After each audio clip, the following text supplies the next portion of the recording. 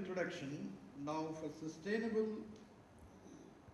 retention of my customers here, at least the time, with the permission of the chairman, must be as much as she had taken in introducing me, if not more.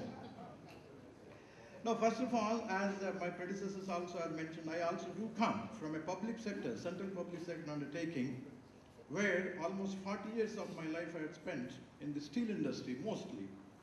A little bit in the educational institution of the National Institute of Technology at Warangal and Andhra Pradesh.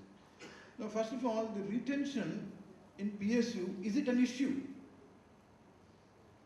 Rather, several times, more often than not, we find it difficult how to remove people.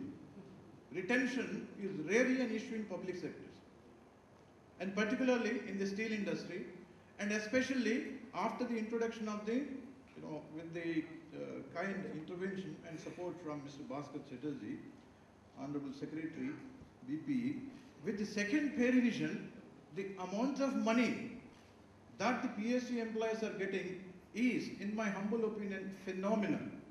To give an instance, the lowest employee in the steel industry, I will be basing my points on the steel industry. The lowest employee in the steel industry, I must mention to you, I had the privilege of presiding over as the national president of ISTD in one of the meetings.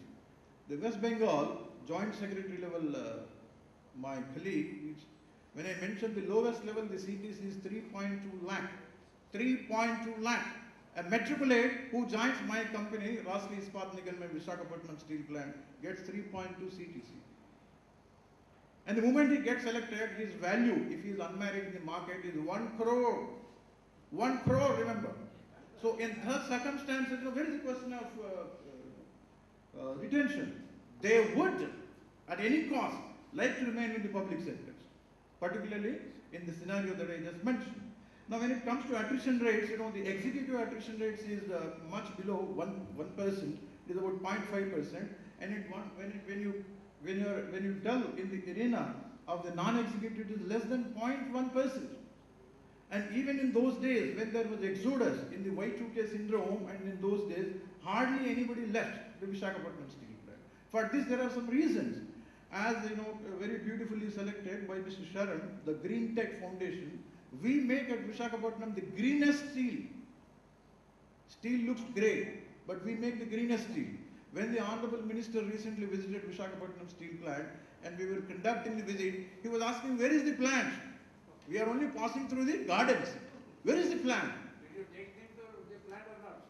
Listen, then prior to that, our Honorable Secretary Steel visited, he said, is there a forest in the steel plant or a steel plant in the forest? We have today 4.6 million trees planted for a capacity of 3 million tons.